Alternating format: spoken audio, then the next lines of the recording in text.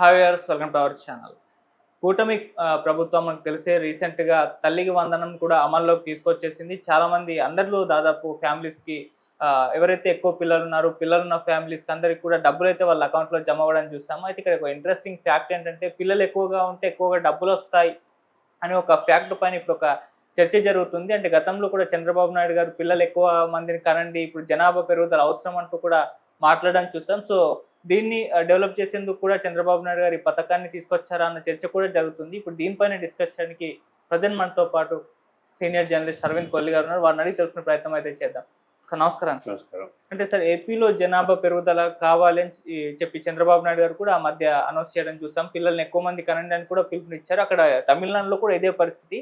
So ఇప్పుడు తల్లికి వందనం స్కీమ్ కూడా ఒక రకంగా దీన్ని ప్రోత్సహించడానికే ఇస్తున్నట్టు కూడా అని అనుకోవచ్చా సార్? ఆ రకంగా చర్చలు జరుగుతున్నాయి. మీరేం చెప్తారు సార్ దీనికి అంటే సంబంధించి? వాస్తవంగా దానికోసం కాకపోయినప్పటికీ వాతావరణం అయితే ఎక్కువ మంది పిల్లల్ని కొంతమంది ప్రోత్సహించే వాతావరణం అయితే ఖచ్చితంగా ఉంది. రెండోది అసలు బేసికల్గా పిల్లల్ని కంట్రోల్ తక్కువగా కనడం ఒక వన్ ఆర్ నన్ కూడా మధ్యలో ఒక పదం వచ్చింది. 1 అనేది 1 ఆర్ 2 అనేది పరిమితం అవ్వాలి అనేది వాదన బలంగా అనిపించింది. ఈ క్రమంలో దీన్ని చాలా ప్రోగ్రెసివ్గా తీసుకున్నటువంటి అనేక కుటుంబాలు ఒకరికి పరిమితమైనటువంటి సందర్భం. ఎవరిదాకా ఎందుకు ఈ మాట చెప్తున్న చంద్రబాబు కానీ, చంద్రబాబు గారి కొడుకు కానీ ఇద్దరు కూడా అదే పాటించారు. ఇద్దరు ఒక్కొక్కళ్ళతోటే సరిపించుకున్నారు. కానీ ఇది ఒక్కళ్ళతోటి కాదు, సంఖ్య పెరగాల్సిన అవసరం ఉంది. భవిష్యత్తులో ఒక దశలో యంగ్ సిటిజన్స్ లేక కంట్రీలో ఉన్నటువంటి ప్రొడక్టివిటీ దెబ్బతినబోతోంది. కంట్రీలో ఉన్నటువంటి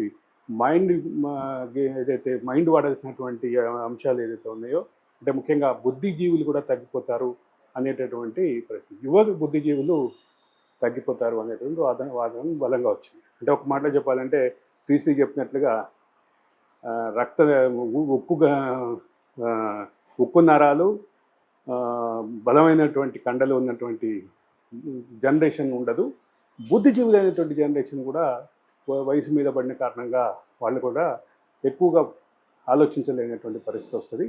ఇది దేశానికి మంచిది కాదు, సమాజానికి మంచిది కాదు, భవిష్యత్ తరాలకి మంచిది కాదు అని కొన్ని దేశాలని కూడా కంపేర్ చేసి చెప్తున్నటువంటి పరిస్థితి ఉంది. ఆ రోజు దాన్ని ప్రోగ్రెసివ్గా తీసుకున్నటువంటి అనేక కుటుంబాలు ఇప్పుడు సెకండ్ థాట్లో పడ్డాయా అనేటటువంటి వాదన బలంగా ఉంది. అంటే ఒక 20 సంవత్సరాల క్రితం, అంటే అంతకుముందు ఒక సుమారుగా 50-60 సంవత్సరాల నుంచి 20 సంవత్సరాల క్రితం వరకు ఈ వాదన బాగా బలంగా ఉంది. 20 సంవత్సరాల నుంచి నెమ్మదిగా ఒక్కళ్ళు కాదు, ఇద్దరు ఉండాల్సిన అవసరం ఉంది ప్రతి కుటుంబానికి అనే వాదన 20 సంవత్సరాల క్రితం మొదలైనప్పటికీ ఇటీవల కాలంలో సుమారుగా 7-8 సంవత్సరాలు 10 సంవత్సరాలుగా ఈ అంశం అయితే బాగా విస్తృతంగా దాన్ని ఉండే. రెండోది ఇంకొక అంశం కూడా ఉంది. ఇక్కడ దక్షిణ భారతదేశానికి ఉత్తర భారతదేశానికి కంపారిజన్లో ఉత్తర భారతదేశంలో అంటే పాపులేషన్ పెరగడం ద్వారా వాళ్ళకి ఫలాలు ఎక్కువగా అందబోతున్నాయి, ఎక్కువగా అంటే షేర్ కూడా వాళ్ళ కేంద్రం ఇచ్చేటటువంటి నిధుల షేర్ కూడా వాళ్ళకి ఎక్కువ రాబోతుంది అనేటటువంటి అంశం చాలా కుటుంబాన్ని ఆలోచనలో పడేస్తుంది. సరే, మనం తల్లికి వందనానికి వస్తే తల్లికి వందనంలో ఒక్కొక్కటి వెళ్ళి వస్తే 13,000 లక్ష రూపాయలు పైగా వచ్చినటువంటి కొన్ని కుటుంబాలు కూడా ఉన్నాయి. జాయింట్ ఫ్యామిలీస్ కూడా ఉన్నటువంటి పరిస్థితి ఉంది. ఒకే తల్లికి 8 మంది సంతానం అంట, ఆవిడకు కూడా భారీగానే డబ్బులు వచ్చినటువంటి ఇట్లాంటి అంశాలను ముందుకు తీసుకొచ్చి అంటే జరుగుతున్నటువంటి తల్లికి వందన అంశాన్ని పాజిటివ్గా సానుకూలమైనటువంటి దృక్పథంతో ప్రచారం చేసే క్రమంలో వీడియో ప్రచారాలు, ఏవైతే టెస్టిమోనియల్స్ ప్రచారాలు ముందుకు తీసుకొస్తున్న తెలుగుదేశం కూటమి ప్రభుత్వం, ముఖ్యంగా తెలుగుదేశం సోషల్ మీడియా, అలాగే కూటమిలో ఉన్నటువంటి వివిధ పార్టీలు కూడా ఆ క్రమంలో ఈ అన్న భావం అయితే ప్రచారం జరుగుతోంది. ఎక్కువ మంది పిల్లలు ఉండటం ద్వారా ఎక్కువ డబ్బులు ఇచ్చే అవకాశాన్ని ఖచ్చితంగా ప్రచారం అయితే జరుగుతోంది.